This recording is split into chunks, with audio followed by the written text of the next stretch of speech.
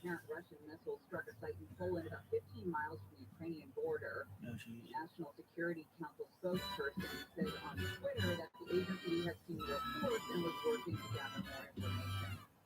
The rocket carrying the Artemis 1 capsule could be heading to the moon very late tomorrow night or early tomorrow morning. If it does get off the ground, NASA will finally overcome a series of technical difficulties and, hurricane interruptions that have delayed the space launch system's debut. We are in the midst of True Crime Tuesday, but before we get back to what happened to Patricia Hicks, here is your shot at $1,000.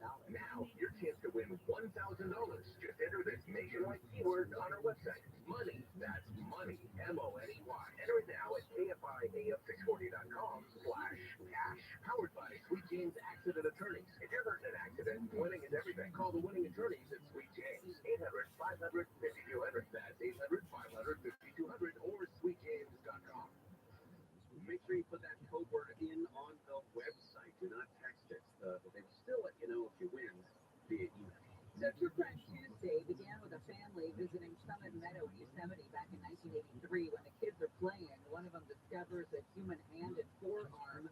Couldn't find anything else. Investigators could not until 1988 when a skull with no jawbone was found. Fast forward to recent years, and it seems that Yosemite investigators finally matched a name to the remains, and that name is ID, like many others that we've talked about, come through the breakthrough forensic genealogy. There was a DNA profile they were able to extract from the skull and from the forearm. They were able to recreate basically a portion of the family tree, finding DNA matches in other databases. Once the pool of potential matches was narrowed down, they did a DNA test with a relative and in fact confirmed that those remains did belong to Patricia Hicks. Patricia Hicks was in her late 20s when she hooked up with a guy in Merced who happened to be like a low-budget cult leader. His name was Donald Gibson, kind of a local yoga teacher kind of guy, and he got in trouble for sexually assaulting several teenage boys. For whatever reason, when he was free on bond after being convicted, he took off. And they think one of the working theories is that he took off with Patricia Hicks because she was last seen on a bus from Merced in 1982, never seen again until her body parts started turning up the following year. All right, so the cult leader, here comes the serial killer in all of this, Henry Lee Lucas. National Park Service investigators long believed that it was Henry Lee Lucas that killed the victim that was found in Summit Meadow. This is a guy who they say created his own fantasy world of rape and murder, that he confessed to hundreds of killings across the country. Yeah, now one of the reasons why he was doing this, they figured out, is because once you start giving them what they want to hear, that is, investigators, they give you stuff. Oh yeah, you get the good cigarettes, you get the good fast food, you get to take trips outside the prison to your alleged crime scenes. The police would say that Henry Lee Lucas knew the details that only a killer would know. Except the problem is they showed him crime scene photos. They asked him leading questions. Until he would stumble into the right answer, which you could make anybody, if you ask the questions creatively enough, you could make anybody look like the killer. So in the end, they said there were only 3 murders, even though he confessed to hundreds of them. There were 3 that they definitely tied directly to him. Now, they liked him for this murder of this girl, and he kind of said that, he couldn't really remember the name of Yosemite, but he did pick up a young female hitchhiker somewhere around Fresno, between Fresno and Yosemite. He claimed they drank beer, ate fried chicken, that he packed in aluminum foil, and then engaged in consensual sex. Do people still pack up fried chicken, put it in aluminum foil for a nice little picnic, steal a cold fried chicken? Just throw it in the back It seat sounds delicious, doesn't it? whenever you need it. Yeah, a little picnic. So, investigators went back to the Summit Meadow area. They were able to locate a possible campsite that was matching the description that Henry Lee Lucas found to the chicken bones and the crushed beer cans. Now, it must be said, though, that was kind of a popular picnic item list back then. Yeah. Right? It wouldn't be that's not a stretch. Right. The information wasn't proof of murder. In fact, they said at best it was circumstantial that he was even there at some point in the 80s, but it had no direct link to Henry Lee Lucas, to Patricia hits. In fact, like you said, he couldn't recall the name of the park, nor could he recall the name of the woman that he picked up and described her only as having straight blonde or light brown hair and then silver rings on both of her hands. Well, her identification, needless to say, is a major breakthrough, but they are no closer, her family, due to how her body ended up there in Summit Window. Yeah. Summit Meadow. That guy, the serial killer, the alleged serial killer, he died in prison back in 2001. And like I said earlier, the other guy, the low-budget cult leader, Gibson, Yes. Donald Gibson. And if he's alive, he'd be in his 70s. And if he's alive, he's in Mexico somewhere. This is what they originally thought, and may still be there. The other aspect of this is, and I'm assuming that it is probably the same, I don't know, but 40 years ago, if somebody went missing, would you have reported them missing? And there was a concern originally that because she was involved with Donald Gibson and he was known to have sort of this cult leader reputation, that they weren't going to report her missing or never really expected them to. She may never have been officially reported missing because of her involvement. Well, because she was a roamer, a wanderer, somebody susceptible to a cult leader.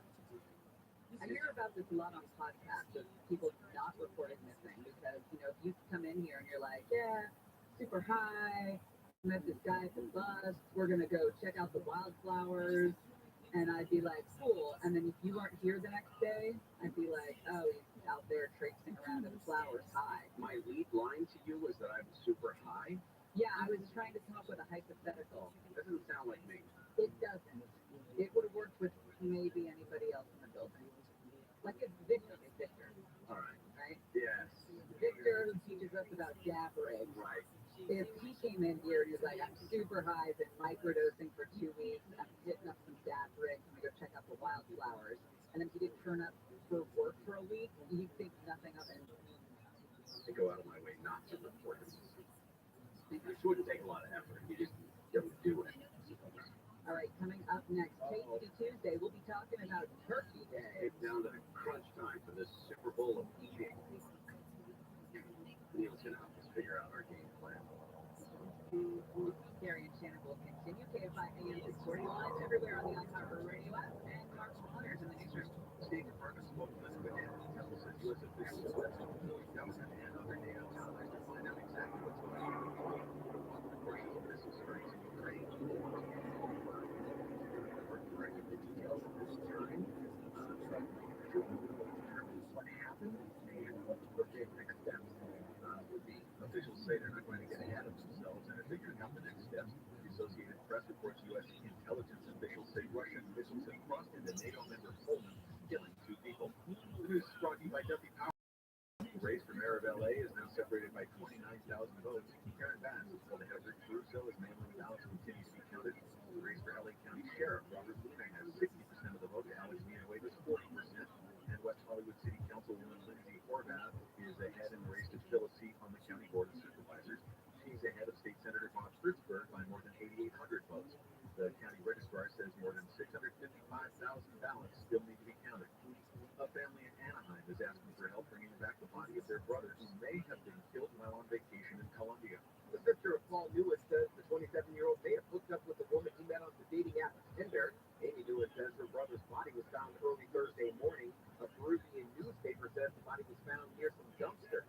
Newitt says her brother's credit card was used near a pharmacy and a PayPal account sent money to someone at 5 that morning. She says this was a cruel and senseless crime. Amy Newitt says the GoFundMe page to try to get her brother's body returned to the U.S. for a funeral. In Orange County, Corbin Carsey, KFI News. Weather from KFI, sunny today with highs in the upper 60s. Did you stink? Low 70s. I think Metro LA, OC, the valleys, mid-60s in the IE. Got a wind advisory in effect from 7 tonight to 7 tomorrow night. We'll get down to the 40s tonight, and we are looking at sun and 70s all through the weekend. Let's hear some good news in Rolling Heights on the 60. The eastbound at Traffic Break at Fullerton Road. That earlier crash cleared. The 2 right lanes have been reopened. It's still going to be a slow ride, though, from 7th Avenue for now. In Norwalk, 605 Southland equals Florence Avenue, that's installed on Big Ridge, still blocking the 2 right lanes. It is stacked up from Whittier Boulevard. South LA, 110 North 94 6. Century Boulevard. They were temporarily holding the three right lanes due to that car fire. Looks like everything is cleared, everything's over on the right shoulder, and still just keep them flowing from the 105. In Burbank, on the 5 northbound Empire Avenue, San Fernando Boulevard, had a crash block at a 3-lane lane. Looks like they're getting that cleared. Starting to ease up a little bit as you're making that 5 northbound. KFI in the sky helps get you there faster. I'm Jimmy Harmon. Imagine air travel that's simple, hassle-free, and fast. That's Earth Air. Save hours on every trip. Avoid busy, crowded terminals and fly from airports closer to your home. No crowds, no lines, no stress. With Earth Air's private flight, you're in control of your travel day, not the other way around. SurfAir.com, the most convenient way to fly. Get a free quote on your next flight at SurfAir.com. There's a better way to fly either. California, you deserve more. And with United Healthcare, you'll get more. Annual enrollment is October 15th through December 7th. So call United Healthcare today. With the United Healthcare Medicare Advantage plan, you get more from your Medicare dollar. Now including better than ever dental, vision, over-the-counter, and prescription drug coverage. Call United Healthcare at 1-888-CALL-UHC today. And speak with a licensed sales agent. Benefits, features, and devices vary by plan area. Limitations and exclusions apply.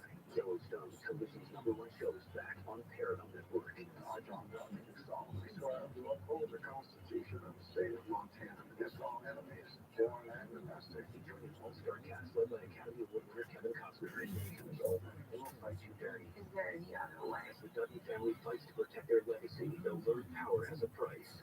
This is a declaration of war. We're already at war. Yellowstone. New episodes Sundays at 8 p.m. Eastern, exclusively on Paramount Network.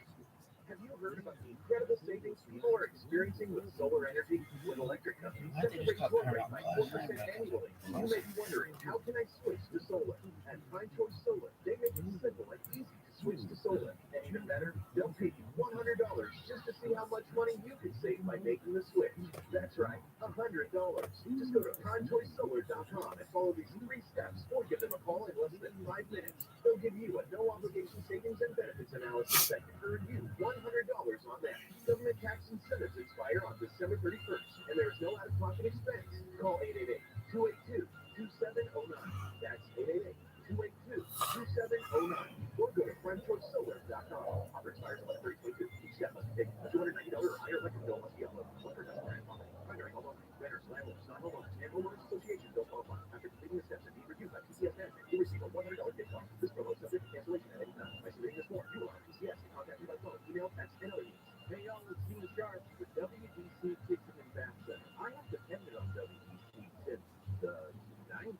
Wow, where does the time go? Anyway, here's why. WDC has the biggest selection of in-stock appliances in Southern California, hands down, especially since COVID. It's not even close. Bathroom faucets and fixtures from common to custom, truly knowledgeable experts to help you get it right, and all of the best prices in town. WDC is your one-stop solution for all things appliances, kitchen, and bath. And no surprise, they are expanding again with a brand new luxury showroom now open at the Atrium Design Center in Lomita, right off PCH in Pennsylvania, and coming this fall, Palm Desert, with a new 45,000 square foot showroom in La Quinta. To get your kitchen and bath done right, you need more than just an appliance store. You need the experts that I've trusted for years, WDC. Find the WDC nearest you at WDCappliances.com, WDCappliances.com. Get a full 28-point heated pizza oven safety inspection for only 88 hours in 333 next step. Download the free iHeartRadio app for all your music, radio, and podcasts. AM 640. iHeartRadio station.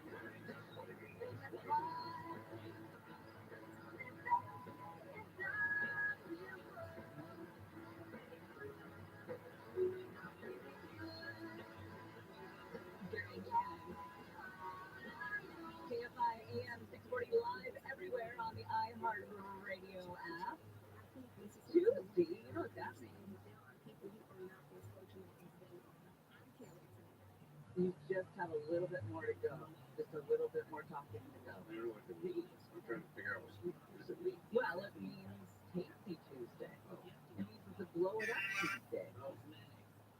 True Crime Tuesday. There's a lot going on today. Yeah, Wait a minute, where'd the show go? it's right here.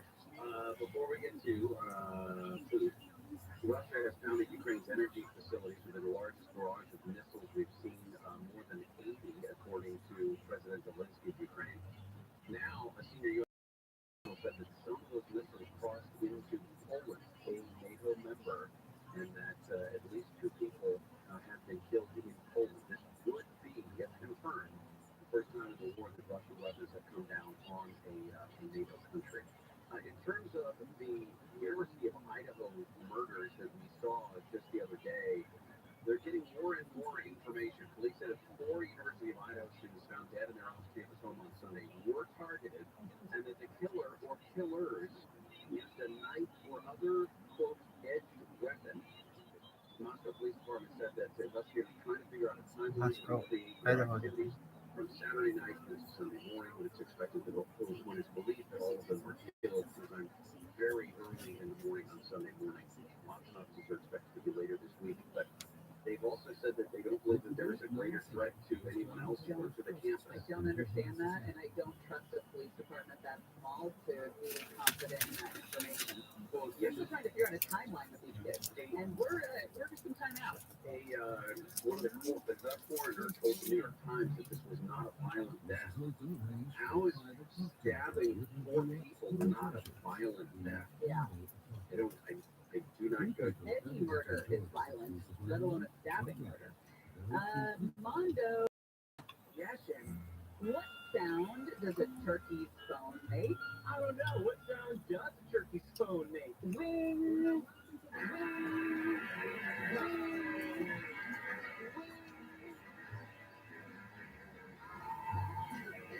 Get it? You got it. Neil Samandra is the host of the Fourth Report here on Saturdays, right here at 2 to 5. Here's the day of 5. Speaking of which, this Saturday, Neil's going to be out in the final in Orange in the Tuscatella Shopping Center. You can come on out, you can meet Neil, see Neil, look at Neil, listen to Neil. He loves hugs. Touch Neil. Touch him all over. Neil. Yeah, I'll give this hug that he loves so much. Do your smart and final shopping for Thanksgiving and donate to the by Awesome Food Porn. You right there. They just like that. You're going to have to earn it. Have you ever heard about the trumpet of Jesus? Yeah, I listened to the show. Yeah. Isn't it? I remember when I used to enjoy the show prior to the trumpet of Jesus. Did you hear the guy? There was a guy yesterday who left with the message.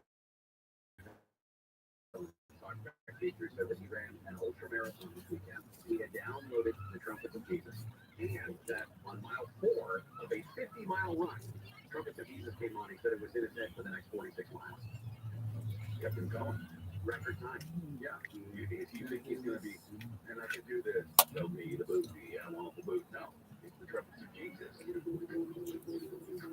By the way, did you see Shannon's booty picture? Sorry? With the family? Oh, yeah. All the family is facing forward, and she's like a scene out of 40-year-old Virgin, where he's talking about parking the bike in the back, and he goes, yeah. Well, they were making fun of the way that I posed for pictures, and so I did the whole. Yeah. No, it's a great pose. It's just like, here's the rest of the family. And so then I had to just have fun with it. It's all, which one of the family is a model? All right, so we're getting into it. We're 9 days away from the Super Bowl, and we're going to start. Gary, this morning, I went out to the grocery store yesterday just to pick up stuff to make chicken noodle soup and just a couple staples for the week. And Yeah, 12-pack of wine. the 6-pack. And I couldn't believe how much it was, you know. And now you think about Thanksgiving, and you're going to feed not 2 people in my house, but you're going to feed, what, 10 people? And how much is this going to cost you? Look at the price. This article from Finance there on Yahoo.com is breaking it down, and I laughed. And it said that inflation is going to cause most Americans, the cost of most Americans between $100 and $200 on average to do this meal. There's no way in hell. No. No way in hell. It's going to cost a lot. Shannon's walking out with, a breast Celery and carrots like, and broth. there's no way that you're getting out of that for Especially 100. not in California.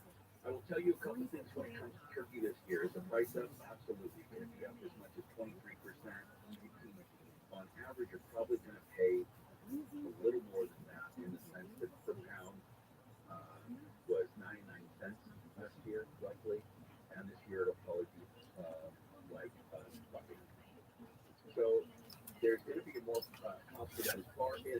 concern of whether you're going to be able to find them or not this year, California should be fine. California is local growers, and I've talked to the gents there at the butchery that has 4 or 5 locations in the Southland. My buddy John over at Corner Butchery in everybody's telling me the same thing. Listen, sizes may be a little hard now, but they ordered back in July or earlier. They don't know the sizing, what they're actually going to get.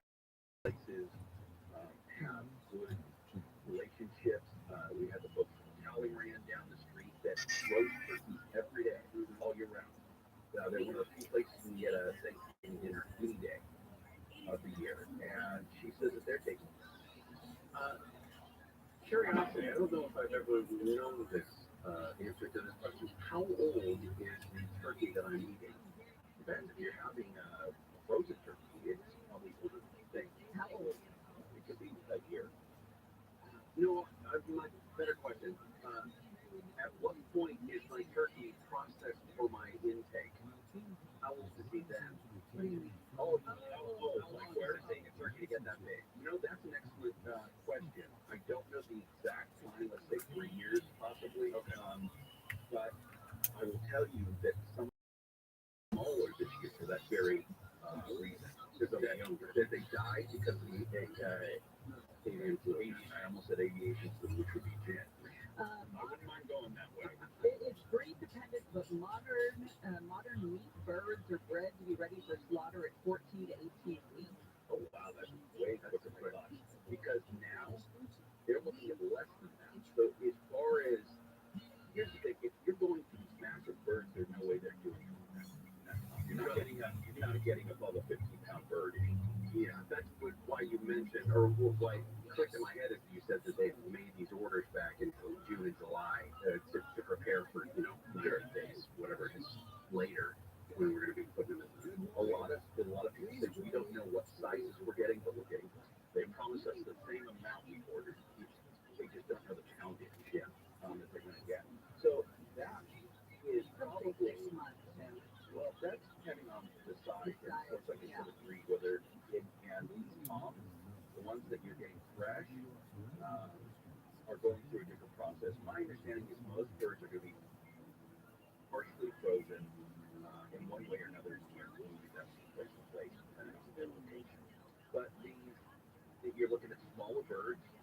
You're looking at less time to grow them to a point, especially because I've seen numbers from 6 million birds to over 10 million birds that they've had to during the process of so it hasn't hit chicken the same way because that's one of the alternatives this year. But in California, because we have people breeding them here in California, you shouldn't have a problem getting one if you want. You're going to have to be you're going to have to choose which kind of bird. I would say don't go for a big bird. Go for 2 birds. That's a big bird. That's a big bird. That is a big bird. Who goes though? You guys are. I don't know why I come in here. But why did you play that? For cattle? We didn't say it. That's like, yeah, but you don't have to play back. It's like if you have the worst things you've ever said, and then people play them back for you every day. Yelling at the Hello. Who goes though? You don't know what who goes though means?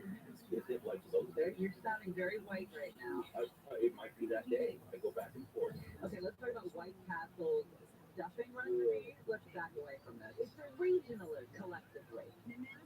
There is more. You know what? If it makes you happy, I'm happy. Hola. Not you, Jacob. Very interesting. KFI 840 live everywhere on iHeartRadio. Mark is in the newsroom. A senior U.S. intelligence official says missiles have crossed the tornado-member Poland where 2 people were killed. Florida Senator Rick Scott running a long-shot bid on Senate Republican leader Mitch McConnell.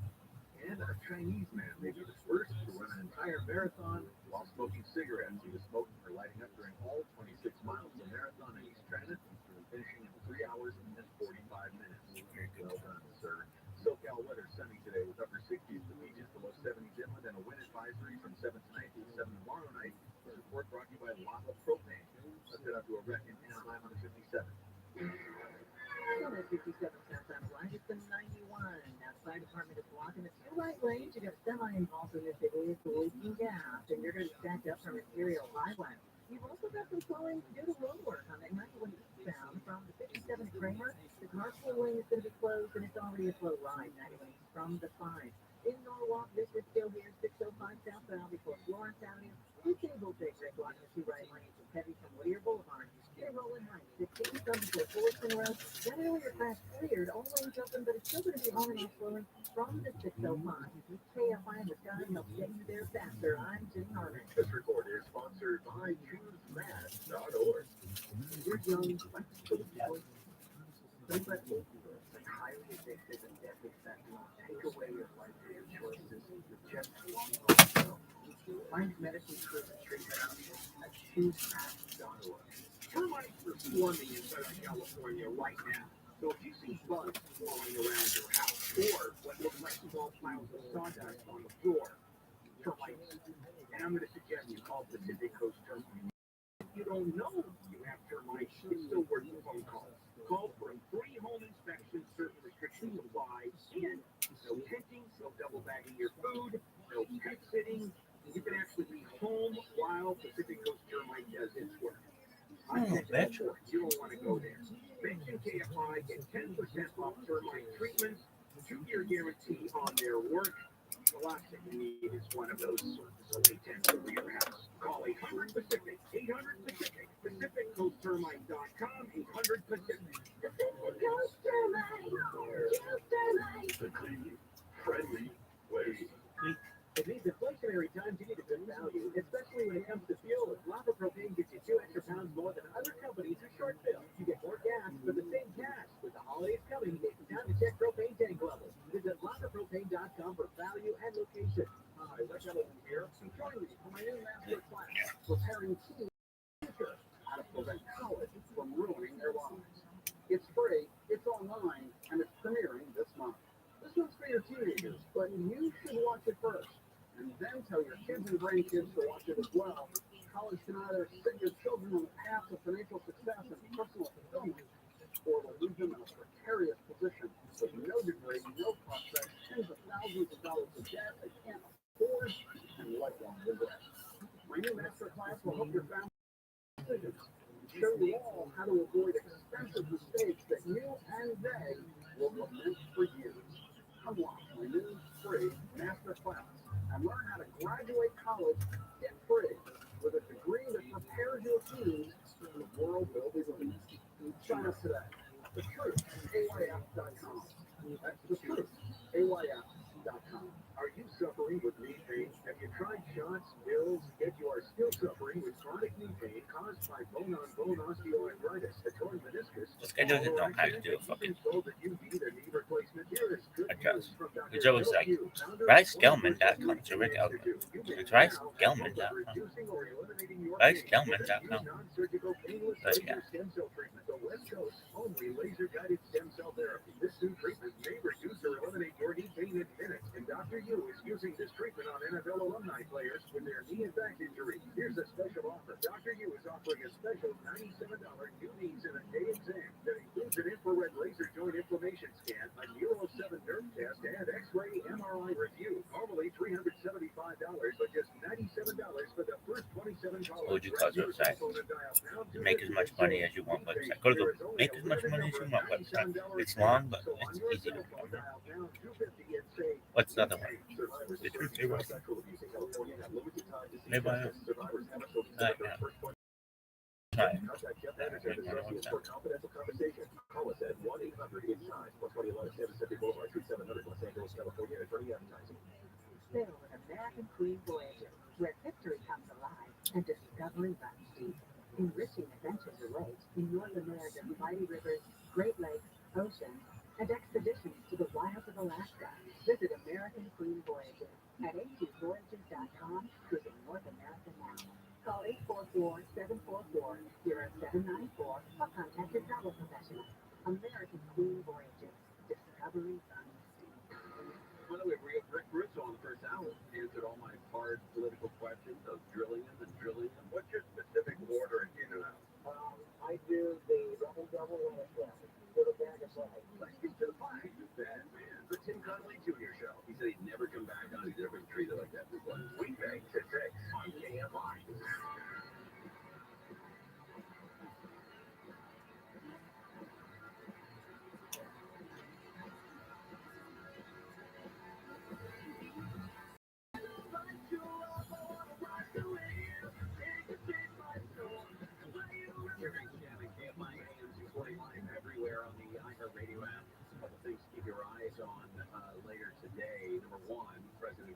anticipating some sort of big announcement coming up 6 o'clock our time is when it is scheduled. There's some speculation that he's not actually going to announce that he's running for president. Lynch is not saying much after reports of that Russian missile landing in Poland, killing 2 people. Principal deputy spokesperson Rabbi spoke with You think Trump's reporters gonna run? after the missile reportedly landed in eastern Poland near that Ukrainian border. At the Pentagon, Air Force Brigadier General Pat Ryder said they're taking the report seriously. They are talking do about what? it there. They're Biden investigating it there. Biden It's DeSantis? unclear if it was part of a planned attack or just a stray projectile. And I think it's going to be the latter. I think that's what it's going to end up being. Russia has also come out with its statement and saying that Poland making these accusations is just they're playing the game that the Ukrainians want them to play and escalating something that doesn't need to be escalated. Said the country who launched dozens of cruise missiles into people's apartments. They say that he is. Neil has joined us, Neil Tabaker, our sport reporter. We are talking about Thanksgiving.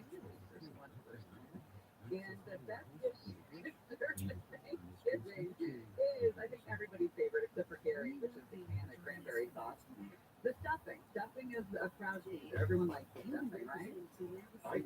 I didn't when I was younger. I didn't either. When I was a kid, I never touched it. Yeah, it wasn't a thing. Now I literally Yeah. there are times where I'm like, that's I think once I was taught that carbs are bad, I was like, give them all to me. I will have every carb. you know, what is this stuff that keep me away from this? Yeah. It's bread that's been darkened with meat juice. Oh, that's Okay. I'll take 3. yeah, because I did the same thing. Now I crave it. Well, White Castle, which I've said on the air to the chagrin of many East Coasters listening, is trash. I'm not a fan. I was excited. I guess, yeah, we get beach burgers, whatever you get. Is that what it is, value? Oh, it is. They're like, you want the $200 or the $400? I wasn't crazy about it. Anyways, this does sound good, and they put out a Thanksgiving stuffing recipe. Did you see how you wouldn't be? This is Why? kind of Steam a ham. newer tradition where people But will use they'd be big someday. make Why? or bake the stuffing. You know, now after all those Well, years of what makes them attractive? getting sick, They're small, so children can eat them and feel like adults, and they like to do that. Thanksgiving Really? stuffing in the bird, in the actual bird. Yeah, so what we do is we make dressing, which is Inside miniatures are big. Kids like them. People with small hands, they like to see I it. think my husband makes some of it in a casserole dish and then some of it in the bird. oh Here's that. I, on the other hand, just devour them. it tastes great. Go down But you have to Oh overcook my. you have to overcook the turkey to make it a 165 in the center of the stuffing. Yeah. And so you end up overcooking the bird to get really tasty stuffing. I agree. Yeah, there's Thanksgiving where you had to dip the turkey in the wine and then eat it. Oh, well, Because it's a little dry. yeah, Catholic Thanksgiving. Is that- Yeah. It's like a Body of turkey. Amen. turkey shin's got a fat, and they just dip the turkey in the wine. It's always purple. Not only is it better, but yeah. So this is they have it on their website. You can go to White Castle's website, and it actually looks like a pretty tasty combination. But it's baked out of bird in a casserole dish or in muffin. Casserole, Great way to do it. But you get No, from the outside, you can softer and inside, get the individual servings. Oh, shit. How about my name around? Hey, dude. I can't imagine. Am I eating it like a muffin? I'm gonna pick it up or whatever. Kermit pose.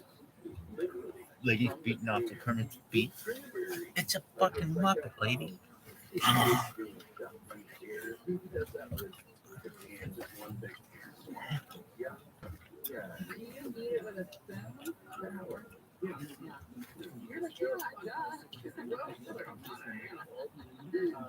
Usually I try to find a teaspoon or like a stirring spoon so that the head of the spoon is actually smaller.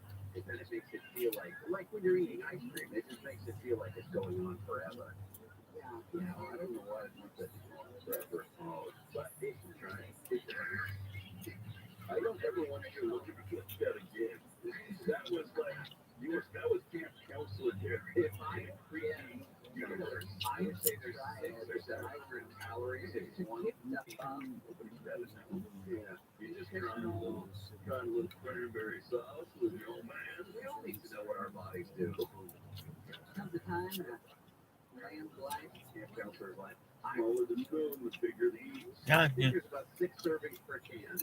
Eight 8 servings per can. So that's 8 times 86 calories. So 700-800 calories. 700-800 calories.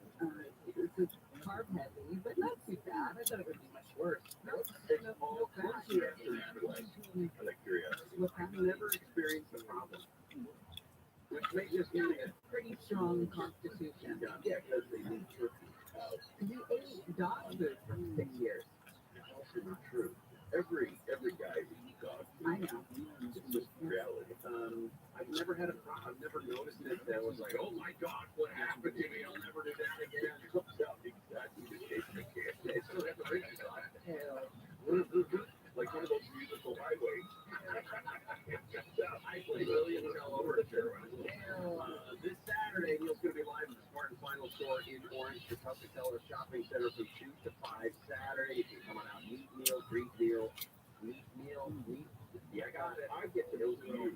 Smart and Final shopping for Thanksgiving would be wonderful as well. And while you are at the Smart and Final, you can donate to the KFI Pasta. Get your Jesus hug and your donation.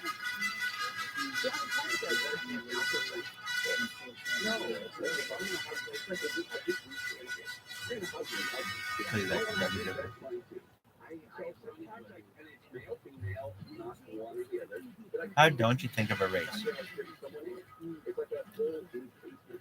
And some people like it, some people don't. It's like, this is not heavy. I don't need to explain it. It's bad. I just do it. It's nice enough. So it's like, you don't have to sit in here. You don't have to hug it. But you need to you really feel it. Otherwise, that's really go by the way. Unless you're cold and you need some warmth. But I don't have this one. Nobody I see it's too sensitive. It's a little burden. I'm afraid it's like, okay.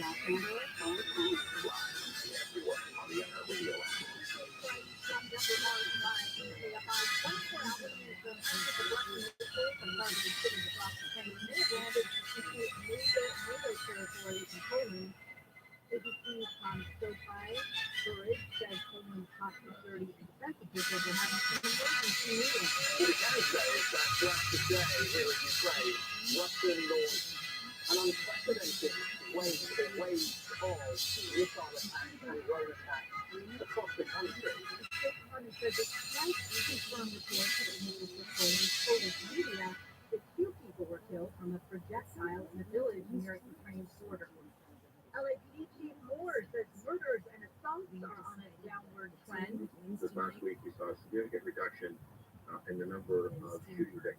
We now have 64 fewer shooting victims year to date, 5.1% decrease from last year. So far this year, there have been 5 fewer homicides than last year. Property crime is also going down. The number of officer-involved shootings has stayed steady with 31 so far this year over 32 last year. At least 500 homeless women and their families living on Skid Row are getting some support on the state. This woman who used to live on Skid Row says she hopes the housing will help women transform their lives. Well, I'll do the job. I hope they have a bigger heart, just like I did and got out of the game. The women are being housed from a $15 million grant from the state to fight homelessness in certain areas. The women will also get access to mental health care and help find a job. Federal prosecutors have charged a man from Irvine with stealing more than $2.5 million from his real estate employer.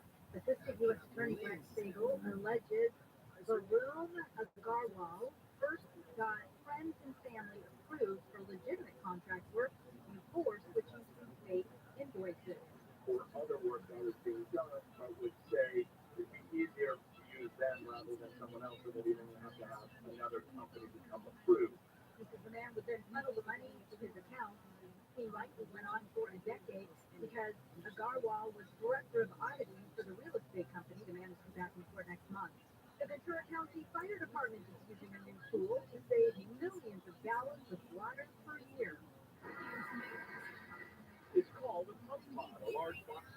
designed to recycle water during engineer training. Engineers drive the truck and manage the flow of water from the engine. Engineers also have to calculate and monitor the pressure. Now, instead of the water being wasted on the ground, it's aimed into an opening in the pump pod. Firefighter instructor Ryan Burkett walks me through it. The hydrant is filling up the pod. Correct. And then that becomes a reservoir. Correct. For you to pull from. Correct. Then your fire engine pulls from that pod, and then he puts the hydrogen back in the hydrant, recycling it. But then the pod acts as a collection point. That's correct. While you're spraying the water in training. That's correct. Pump Pod USA built the new apparatus. It says since rolling out the first pod in 2018, they estimate a savings of close to 70 billion gallons of water. In Camarillo, Steve Gregory, KFI News. Southland weather from KFI, sunny and windy and warmer tomorrow. Highs mid to upper 70s in metro LA, low to mid 70s in the valley, low 70s in inland Orange County, mid 60s in the Inland Empire. Right now, 72 in Tustin, 70 in Mission Viejo, and 71 in Van Nuys, and 64 in Jasper. The KFI market report, the Dow closed up 66. S&P 500 up 34, NASDAQ up 162. And the average price per gallon of regular gas in California is $5.42. We are going to the 605 in Norwalk.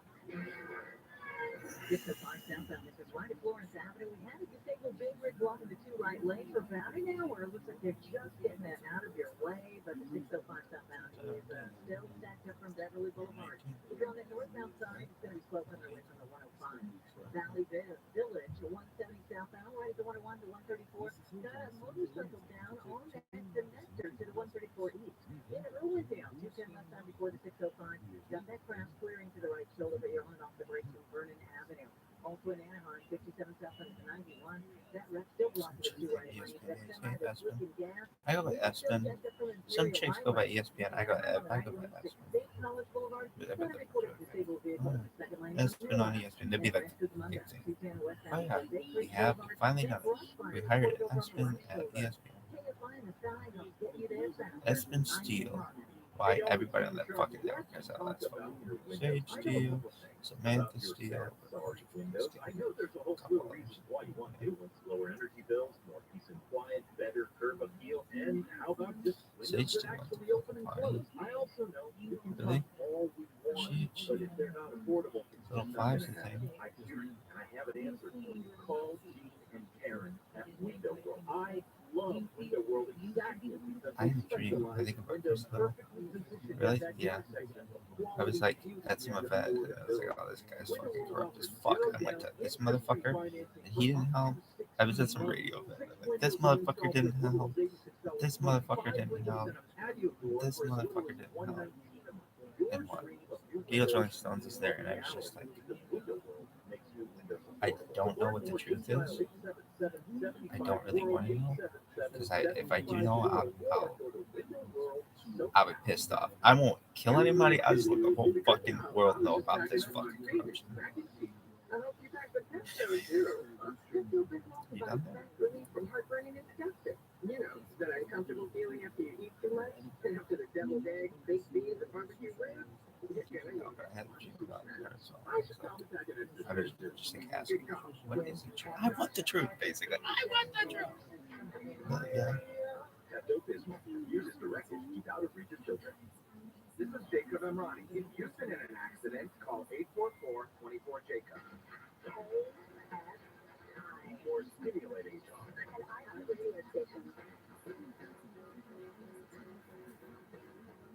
John Kent Show, John Cobell, Ken Shampoo, KFI, and 640 live everywhere on the iHeartRadio app. Welcome everybody. Chance for money. Still this week, you can win some cash. Play some bonus cash. Come out in about 15 minutes. Just listen for the keyword. Well, I'm expecting you're really riled up. Oh, your people have died. Yes, I told in the head by a missile fired by the Russians. And 2 people are dead. They live in a farm in a village. 1, 2, 3, 4, 5, 9 letters, and only 3 of them are vowels in this village name. It would have. Disney, where Disney fly becomes a village. Really? Yeah. Then what's the J? Why? JRC. How it is done. Yeah, don't play with that. Are you annual pass members or no? Why? real Disney family members, I'm not saying aren't, they're super fans. You can be a super fan, and that's cool. I think you probably are.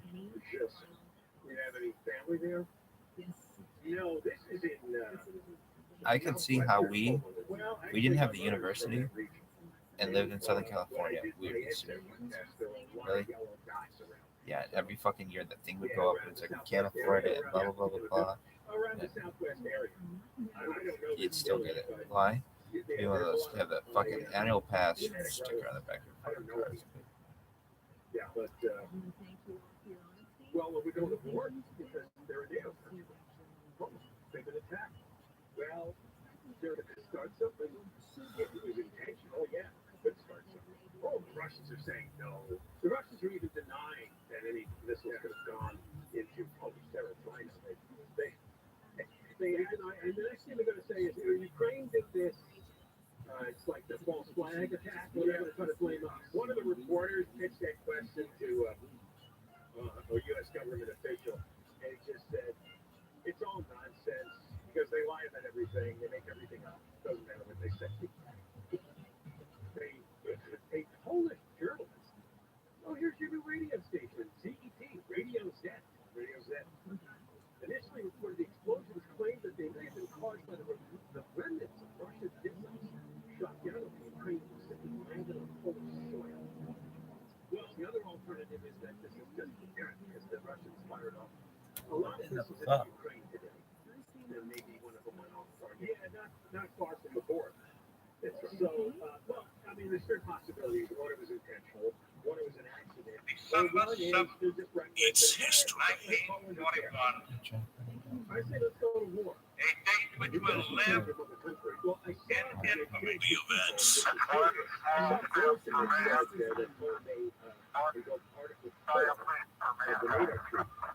Article 4 means everybody has to get their part.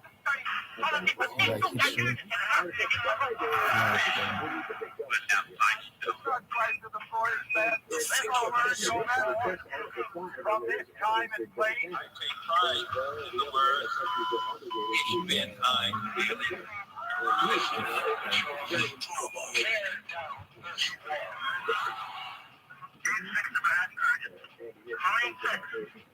I would assume I did a major explosion and what appears to be a complete collapse surrounding the entire area. I welcome this kind of examination. Trust me, it's not a whether or not they're present. No, it's just like a bunch of German girls. What's this fucking Google? These girls got fucking attacked by like Lancelot or something. Really? Oh, these poor girls, their mascara's running down their fucking faces. They look like goddamn raccoons. Oh, poor things. They've been throated, just like difficult. The dictionary defines the word laconic as a form of speech that is blunt, Buffalo Jackson, man. Buffalo Jack, just Jack and Diane. We know Jack and Diane. They live in on target, yeah. maybe mysterious. Jack never lived there. I love the word because the Then word like, refers you got land. to a way of speaking that was popular amongst a particular group of people in ancient Greece. People known as Lacedaemonians, otherwise known as Spartans. He was Laconic speech is Spartan speech. That's the way they're supposed to talk. that he'd be the head of Imagine, the love child of Clint Eastwood and Batman, and that's the way they spoke. Man's got to know his limitations.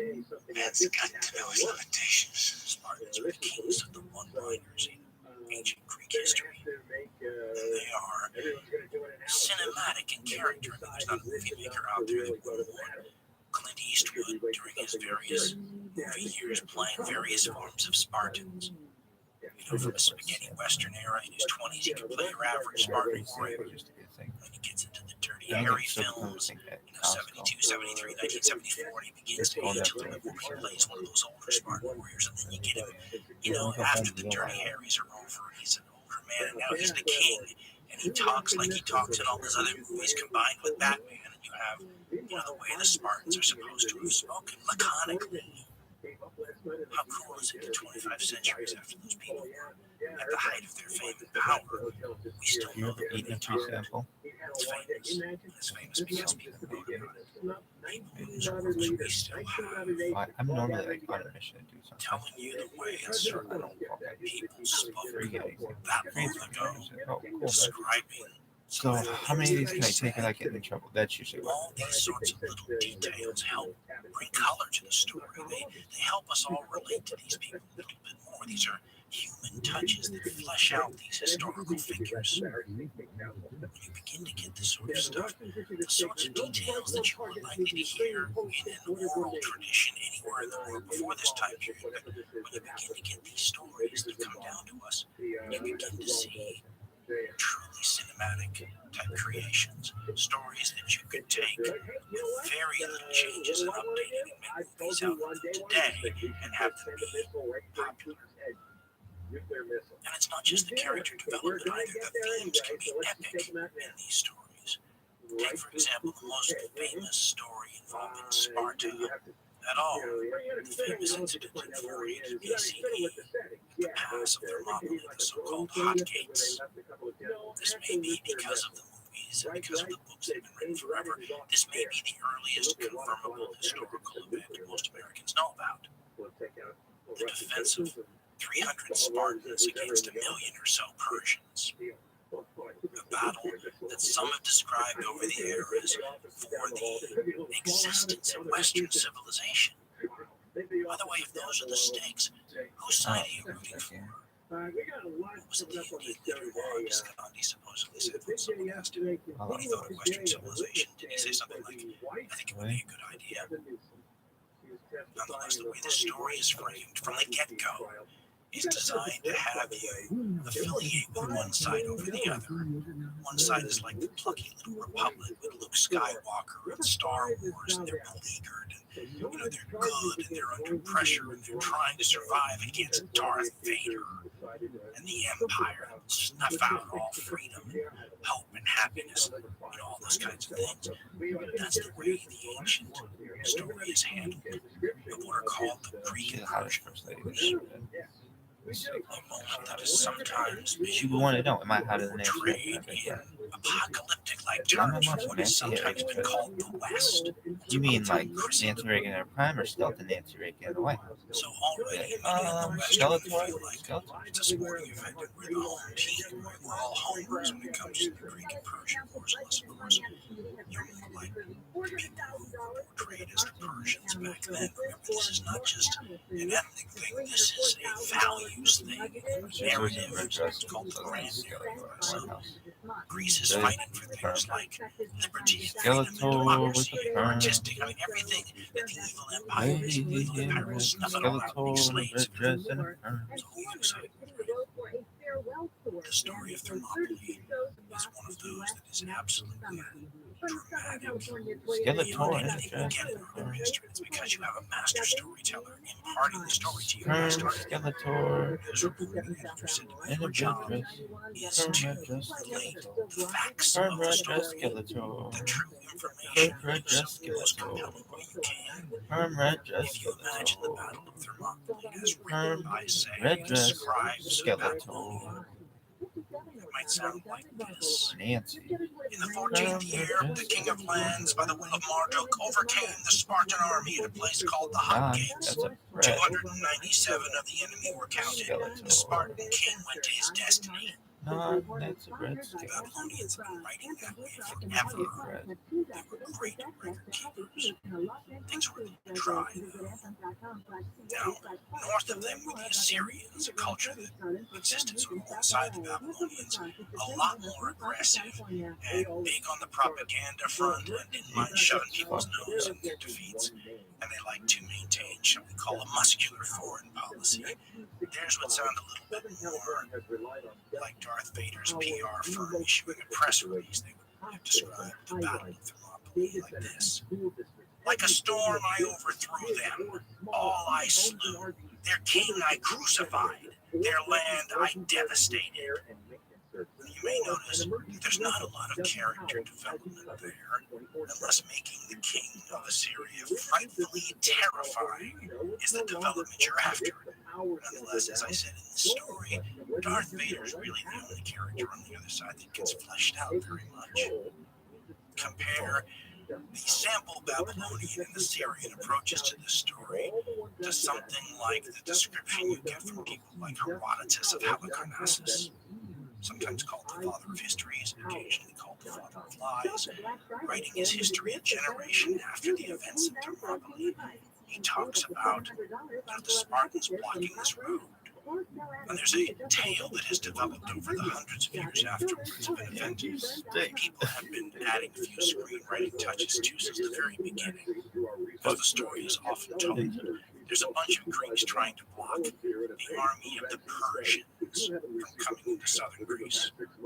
Xerxes, the crack of doom named Persian king, the only truly free person in his whole society, the story would have you believe, rules all of Asia and so many other lands that he is entitled a king of kings. All his people are the equivalent of slaves who would live or die on his whim, and when he orders them to fight the Spartans in this pass, they obey and are whipped by overseers onto the spears of the Spartans. The last stand, as it's called at Thermopylae, the greatest last stand probably in all human history, was not supposed to be the kind of last stand it turned out to be. There were thousands of Greek soldiers at Thermopylae initially, but eventually it became apparent that it was going to be a death trap. And so the Spartan king, and he only does, supposedly sent the other Greeks away and kept a sort of rear Is this the one guard, that says dictative pork? the narrative, a rear guard for Greek and Western freedom behind to hold off the Persians. There were other Greeks who were involved in the so-called last stand at Thermopylae, but it's the Spartans who get the most attention, about 300 of them. And again, you can understand why. As characters, they were fascinating in their own time. The Spartans are a kind of a cultural experiment.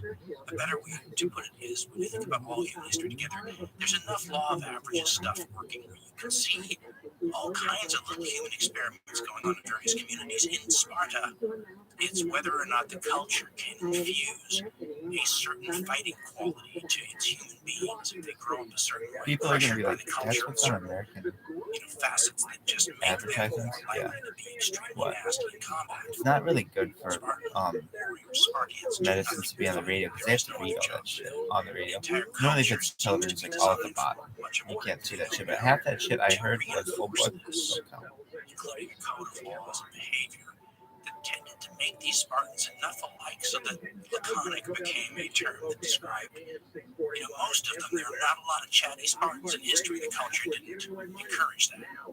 Listen to the color, though, that's come down from this story.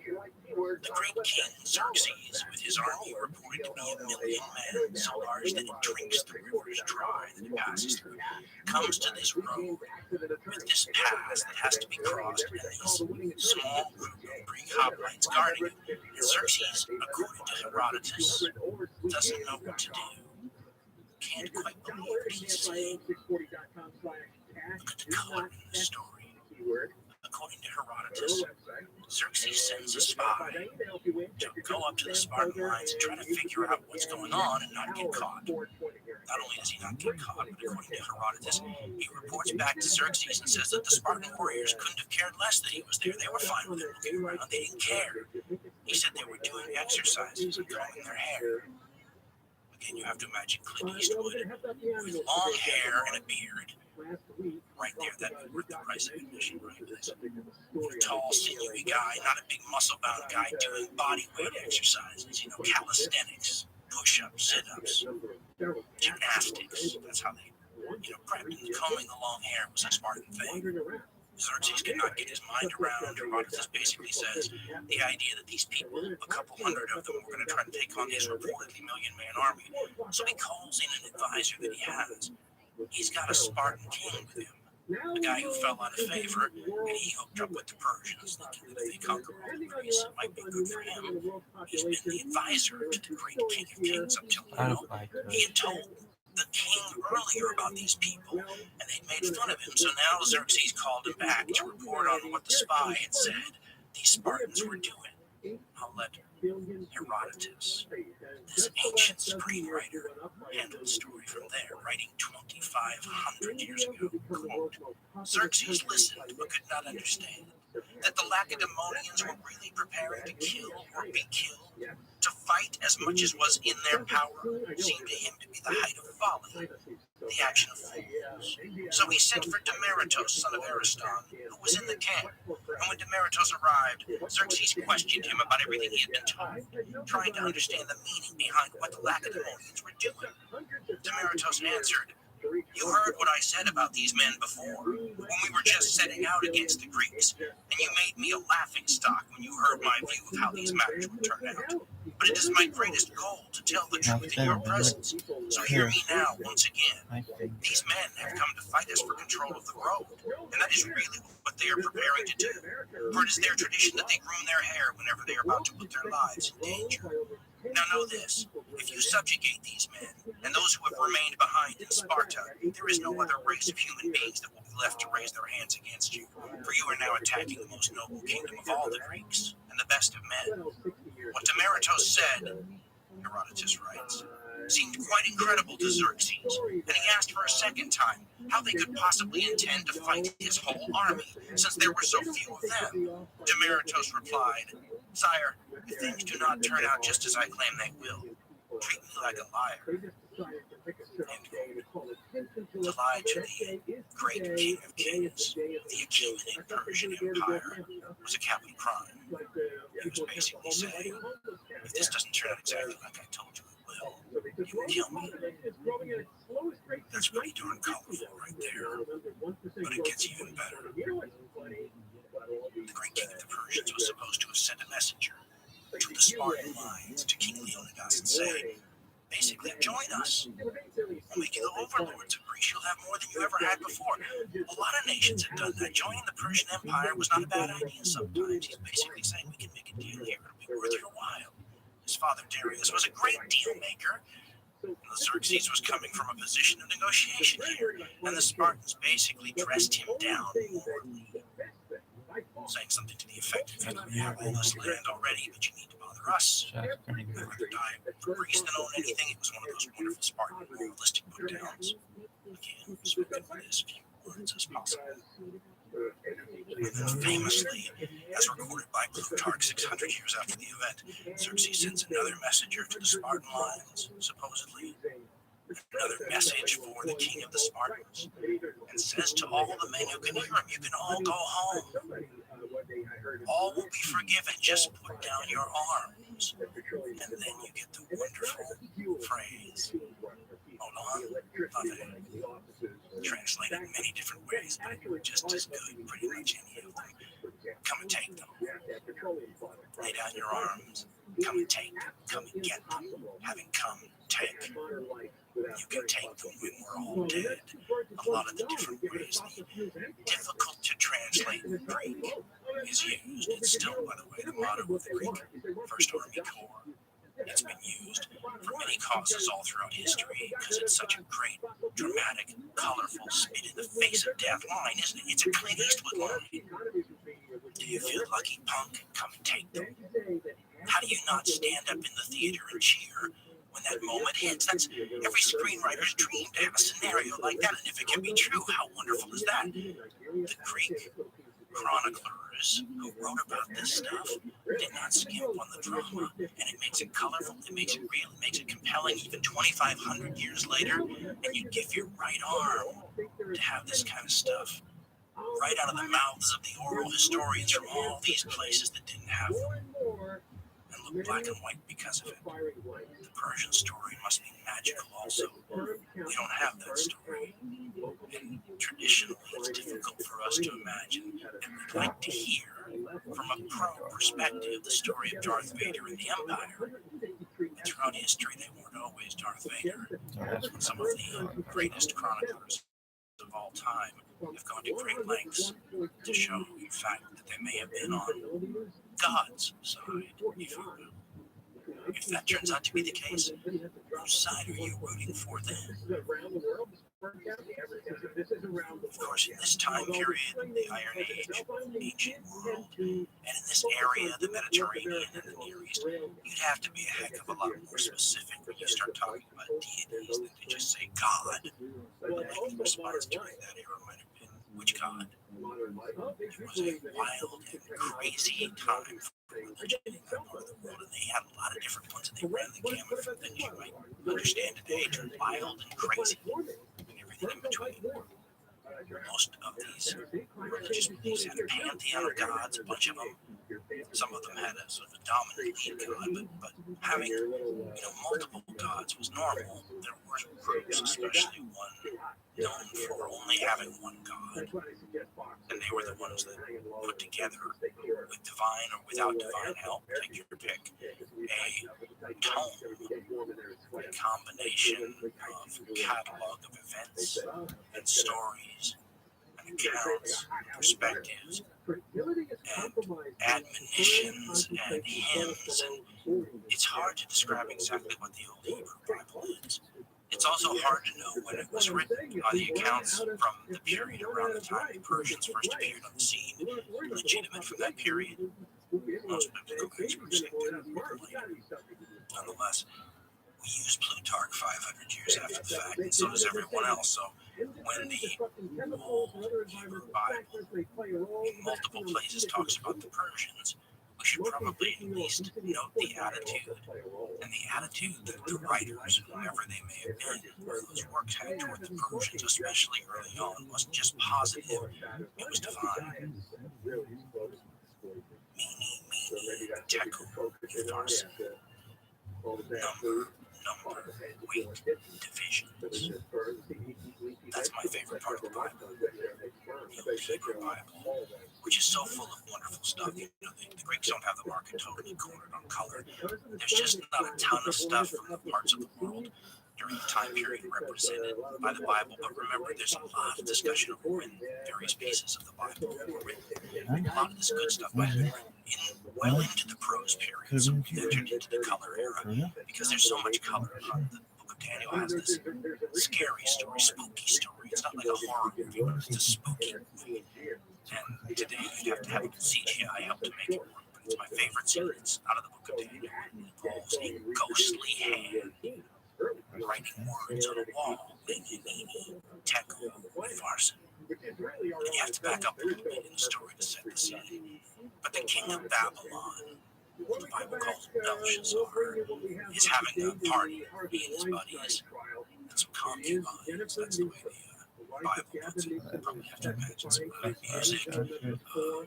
There's booze, they're drinking at a certain point. The king of Babylon wants the really nice silverware brought in, the big cups of gold and silver, the ones they took from Jerusalem when they sacked their capital of Judah not that long ago, because that's what the Babylonians had done. Scattered a bunch of Jews everywhere, forced a lot of the premier families and craftsmen and artisans to deport all the way back to Babylon, and destroyed Solomon's temple.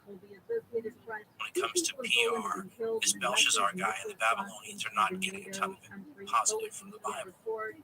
And while he's drinking out of his big, looted cup, hanging out with the concubines, all of a sudden a ghostly hand with a finger appears right under the lamp. And it starts writing on a wall, Mini, Tekel, Farsa, and everybody freaks out.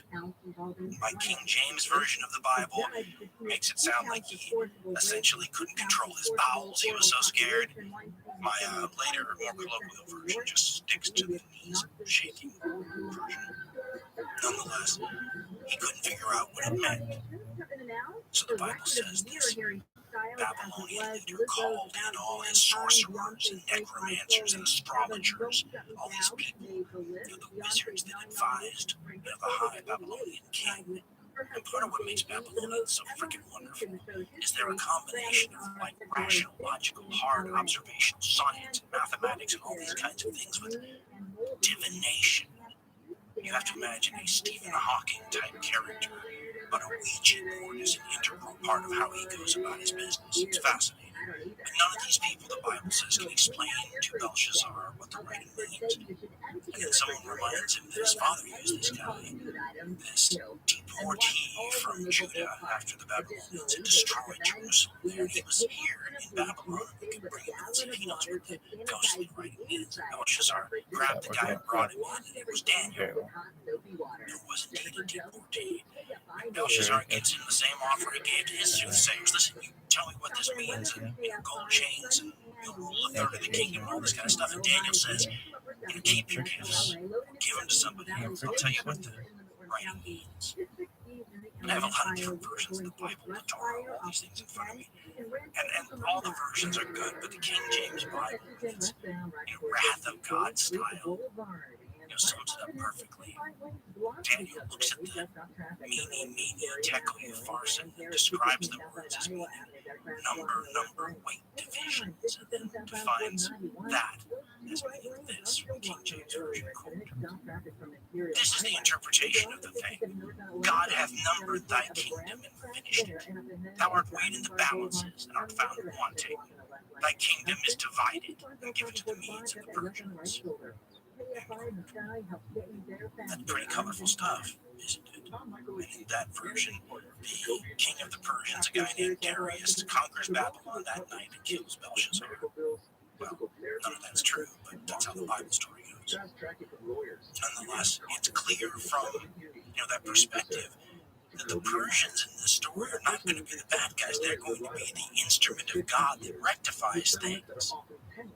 If God is on anyone's side in that story, he's on the side of the Medes and the Persians. Who the heck are these Medes and Persians?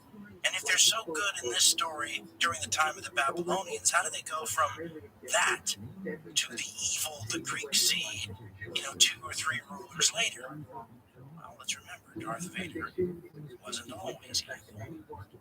And in fact, the guy who will kick off the Persians' first real appearance on the world stage will be a guy that is so beloved by at least the Hebrew God. He will be the only non-Jew ever proclaimed a Messiah. The person who will get this honor is known in your history books by the name of Cyrus II, or Cyrus the Great. To make it sound a little bit more like it normally sounded in Persian, you'd say Kurash. He's probably the greatest conqueror in world history. Up until the time of Alexander, he's got some of the best historical press anybody's likely to get. Nobody has a bad word to say about the guy. Even the Greeks like him. Xenophon will write a whole book essentially romanticizing Cyrus as the greatest perfect world leader, and wouldn't you like to be like him, and here's how you could emulate what he did. That kind of thing. Cyrus becomes part of a Greek motif that the Western tradition will continue for a long time that portrays the East as decadent and soft and corrupt. Really, yeah. But then the kids who wore those how some of these great empires got started. Well, the way the Greeks do it is Cyrus is fantastic, and he builds up this entire thing and bequeaths it to the Persians, who proceed to become soft and rich and lazy and decadent, and ruin what the great Cyrus gave them. So even the Greeks portray Cyrus as this great figure, and yet we know so little about the guy. If you contrast what we know about him and the guy who probably takes the crown from him as greatest conqueror in Alexander the Great, it's night and day. Alexander the Great is colorized ankles. Like, what the fuck are you doing? Post-Herodotus, a world where Alexander will bring his own publicists with him from place to place so they can record his latest deeds and sayings and doings. Cyrus the Great founds the last great empire, and maybe what you could call the black and white era. Why? Well, it's an interesting thing. Those kids had never gone to the bathroom in like a public place. You don't pull your pants all the way to your ankles in a public place. As a guy, you just pull and tomb paintings and architecture and piss and leave after washing your hands. You don't fucking business records and proclamations and transactions. Some of the best stuff you get from this era are the correspondence and the letters between diplomats, governors, and rulers. What these kids do is writing in interesting ways. It's like a thing on which you step black and white on the period water. of human history is cold. And They all have a purpose beyond being entertaining. It might be all religious this water purpose, came a out. business purpose, a governmental purpose, or even two important officials writing each other about matters of state. A lot of water. A few personal things creep in. Yeah. That's very different than writing They have something this mirror, this to set be of mirrors performed in front of a live I used audience to for watch their these entertainment and enjoyment. and you could see forever. It's infinite. I read something historian Michael Grant had written about Herodotus, suggesting that the reason Herodotus has the interesting structure that he does to his histories is because it was not meant to be read as much as it was meant to be performed live, read aloud by Herodotus himself, and that the digressions and the tangents in the work represent things that would have worked much better in a live situation with somebody broadcasting it and orator, as opposed to somebody writing something to be read by somebody Yoshi. remotely. If that's the case, then you don't really have the first written prose history with Herodotus. You have the script for Herodotus' live show, if you will, which would explain a lot, considering that if you want to get drama and color in stories before the period of Herodotus, you're looking at things like the Iliad by Homer, or the Epic of Gilgamesh from Mesopotamian history, both of which are believed, by the way, to have been stories told over hundreds of years that were finally compiled and written down. Same thing with like a Beowulf in Scandinavian history. Maybe Herodotus is more like the ancient storytellers that first meets the eye. To give him some credit, Herodotus was trying to be a chronicler at the same time. He was trying to do the same thing I was told to do in news reporting, to relate the facts as best as he understood them in the most compelling way he could. So, what you have here in this ancient story is not so much myth. That would be fair not just to people like Herodotus, but all of the great historians of our time who found all these records and put together like a jigsaw puzzle, a viewing of the past that is always being redone and improved, but wouldn't have even existed there if a ton of different pieces of the puzzle hadn't been brought together. But at the same time, well, it's not myth, not exactly truth either. There are historians who spent their whole lives trying to separate the truth from the fiction. Works like Herodotus. I actually laughed out loud when I read Peter Brion's book From Cyrus to Alexander. Brion is one of the great historians of ancient Persia, and this book is like the encyclopedia. It's very detailed, very specific. It's 1,200 pages. It's an enormous, comprehensive book. And the very first lines in it are as part of the opening page where he quotes an artist who says, quote, "And even if it is not true, you need to believe in ancient history," end quote. Does anything better set up the dichotomy here? And how wonderful that in a 1,200-page book that is exhaustive as all get out, the very first line from the historian is, yeah, it may not be true, but you have to believe it anyway. It's wonderful, and it sums up the problem with ancient history, and that is that you have the feeling that most of what you're reading here is the truth, and these events did happen, but there's a lot of fiction mixed in, and it's difficult to know what's what, and it's difficult to separate one from the other. It's also difficult to know where to begin a story. This is a classic problem anybody has trying to explain something, right? How do you begin a story of Cyrus II and the Persians? When does that start? All history's connected, as we know, right? It's all a bunch of tumbling dominoes, and one event and series of events leads up to other ones and sets it all up. Where's the logical starting point? I'm terrible at this, by the way. I did a whole series on the decline and fall of the Roman Republic, hours and hours and hours, because I was trying to find the logical place to start a story about Cleopatra. Never even got practically to Cleopatra. It was all dominoes before then. Herodotus starts with the earliest thing he knows about it. It's a miracle he knows about it at all. He begins by talking about the Assyrians. He also talks about having multiple versions of this story. So Herodotus being Herodotus, he says, listen, I've heard a lot of different things. Here are my sources. The story begins, boom, and here's what he writes. Quote, "From here, our story demands that we inquire further about Cyrus and the Persians. Who was this man who destroyed the empire of Croesus? And how did the Persians become the leaders of Asia? I shall write this account using as my sources certain Persians who do not intend to magnify the deeds of Cyrus, but rather to tell what really happened, although I know of 3 other ways in which the story of Cyrus is told." End quote.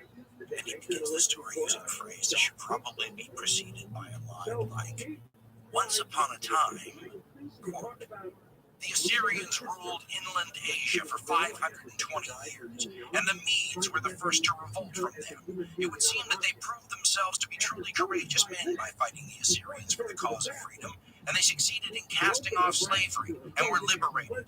Afterwards, the other ethnic groups freed themselves as the Medes had done. Well, the Medes need a little explaining. Just like at the biblical story of Belshazzar's feast, when he said that the empire was going to be divided between the Medes and the Persians. The Medes and the Persians are a related people. The Greeks used the terms interchangeably. They were, practically like brothers in the eyes of the Greeks. When I was growing up, they were just starting to change from the brothers sort of interpretation and maybe say, maybe they were more like first cousins. Some of the more recent histories I've been reading, maybe you could say we downgrade the relationship even a step further to something like second cousins who fought sometimes. Historians differ on when these related peoples arrived in the area where they can now play a role in the history of this, enclosed sort of geopolitical world with Egypt and Babylon and Syria and all these places. There's even a few historians who think they may have always been there, you just didn't hear about them. Nevertheless, the world upon which they have intruded is so old, it's hard for modern people to get our minds around because it's hard for us to imagine something 2,500 years ago, when Thermopylae is happening. Now imagine something from 2,500 years before that. That's how old this world is. I love the way in the 1940s, historian A.T. Olmsted tried to give the reader a sense of how old this world was and how the people who lived in it knew it was old. He starts by talking about Cyrus II, or Cyrus the Great person, after he takes over Babylon, trying to describe how old the world is that Babylon represents. And he says, quote, "When Cyrus entered Babylon in 539 BCE, the world was old. More significant, the world knew its antiquity. Its scholars had compiled long dynastic lists, and simple addition appeared to prove that kings whose monuments were still visible had ruled more than 4 millenniums before. Yet earlier were other monarchs, sons of gods, and so themselves demigods, whose reigns covered several generations of present-day short-lived men. Even these were preceded, the Egyptians believed, by the gods themselves, who held sway through long eons. Before the universal flood, the Babylonians placed 10 kings, the least of whom ruled 18,600 years, the greatest 43,200 years. Other peoples, he writes, knew